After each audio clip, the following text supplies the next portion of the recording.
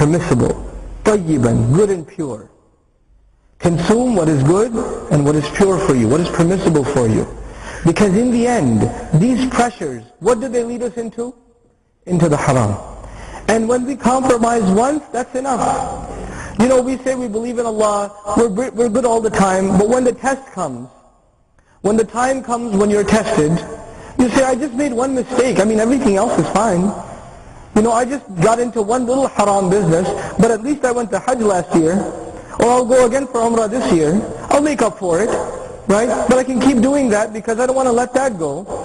What we think in our head is, this is like, you know, this is a deficit and you can cover it with a credit. It's like a debit on your account and you can put a credit on there and you can keep doing that. It doesn't work that way. بَلَا مَنْ كَسَبَ سَيِّئَةً وَأَحَاطَتْ بِهِ خَطِيئَتُهُ فَأُولَٰئِكَ أَصْحَابُ النَّارِ. Someone who earns a single sin, but they're obsessed with that sin. And then that mistake of theirs, it overwhelms them. It invades them. It's just one sin, but you're obsessed with it. You can't let it go. And you think in your head you can pay for it by other ways, but you can't let this one sin go.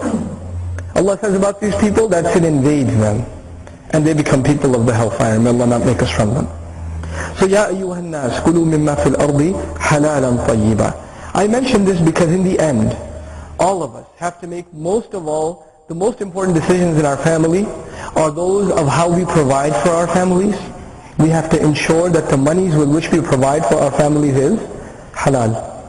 It's not just that you have to get a chicken or beef that was slaughtered properly and that's halal. But if you're buying that halal meat with haram money, then what good is it? What good is it? What's the point?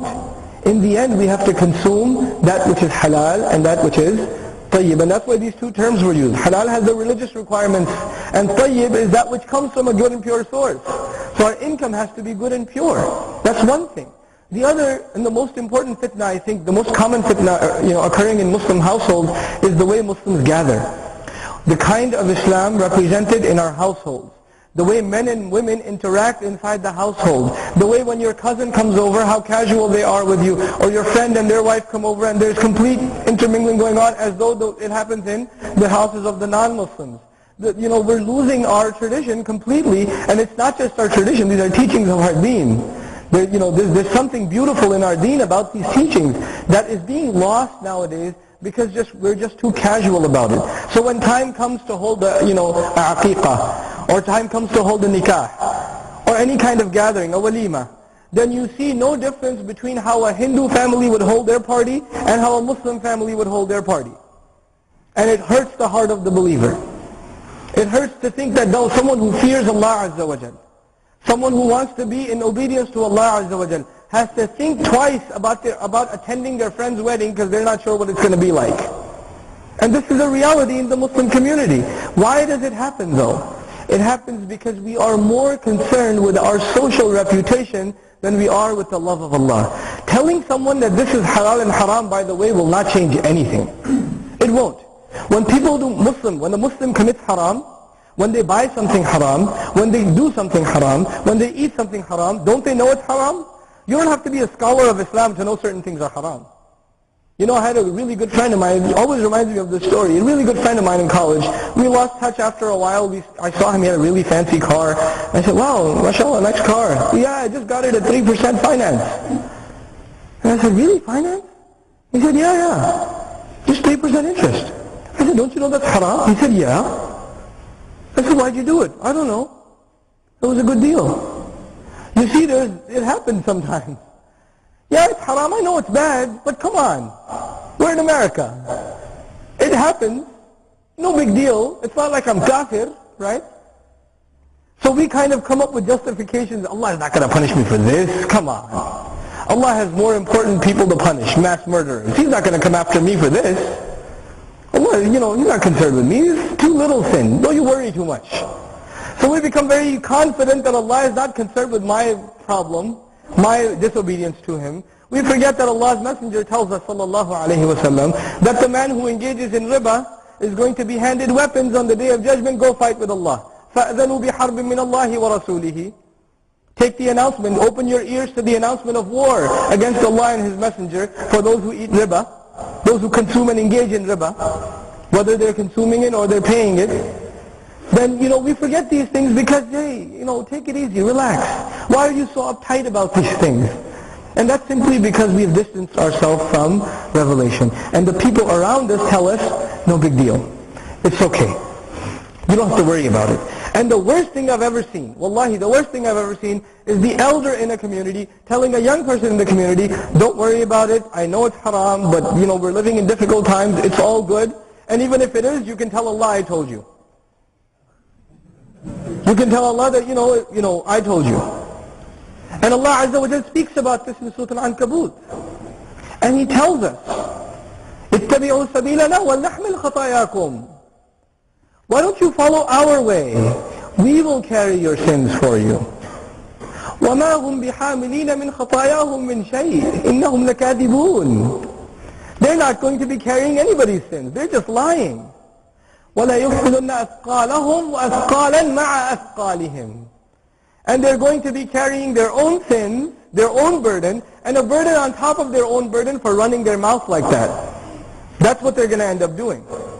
وَلَا يُسْأَلُنَّ يَوْمَئِذٍ عَمَّا كَانُوا يَعْمَلُونَ. They're going to be interrogated about what they used to do and the things they used to say. This is not a casual thing.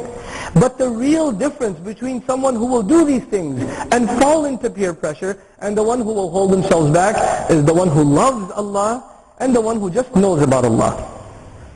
Not just knowing about Allah, knowing about the halal and haram, that's not enough. You have to have a love of Allah. Because it's only that love of Allah that will make you stop doing what the other pressures are pulling you in. They're pulling your heart in that direction. And if the love of Allah doesn't pull you out of that direction, you're going to fail. So Allah speaks about, when He speaks about dhulm, He speaks about the dhulm in love. يُحِبُّونَهُمْ كَحُبِّ اللَّهِ وَالَّذِينَ آمَنُوا أَشَدُّ حُبًّا لِلَّهِ. Because in the end, knowledge does not stop you from doing the haram. People know it's haram and they still do it. In the end, it is the love of Allah, the awe of Allah, the regard of Allah.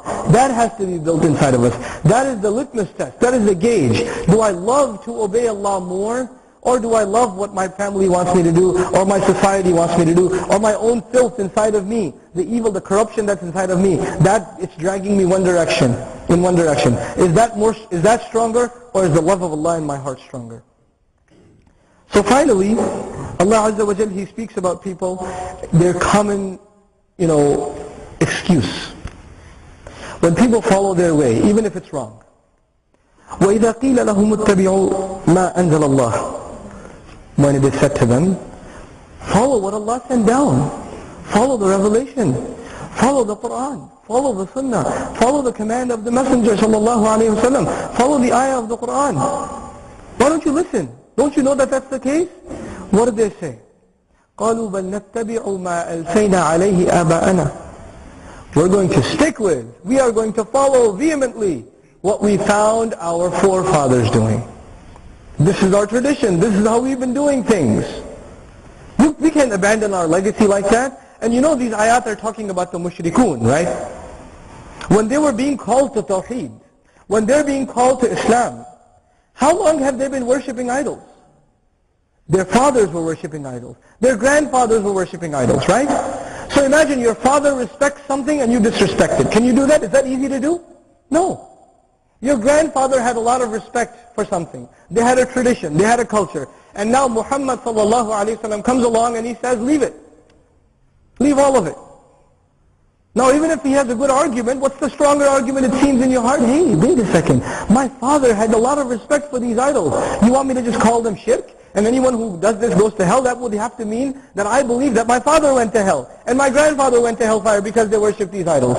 I can't make that statement. It's not easy for me to do. I have an affiliation with my family. But this is the difference between the one who truly finds Allah Azza wa Jal and loves the truth, and the one who can't let go of his other affiliations, his other ties. Allah Azza wa Jal even severed the tie between Nuh alayhi salam and his son because of this truth. So where does that leave us? This is a major problem in all of our families. Illa masha'Allah. Today, as far as I know, Allah knows best, most of us are part of families in which if you are religious, you are the strange minority. You're the weird cousin. Everybody else is considered normal in your family and you're the strange one. Because you go to masjid sometimes. Or because you're concerned about not doing the haram. So we're being ostracized in our own families, and the weird thing is, This used to happen in the time of the Prophet ﷺ when the family was mushrik and you had become Muslim. And it's happening in our times when everybody's Muslim. So the one who's trying to implement something of this deen in their life is being ridiculed by their family, and the strange thing is their family is Muslim. Their own family is Muslim and they're still ridiculing them. These are the times in which we live. Wallahi, I see the saddest things sometimes. I see things that are encouraging, and then I see some things that are so saddening. I found a brother where I come from in New York. He used to hide from his father to come make Dhuhr prayer at the masjid. Because if his father found out, he would send him back whatever country he came from, because that's not why we brought you to America.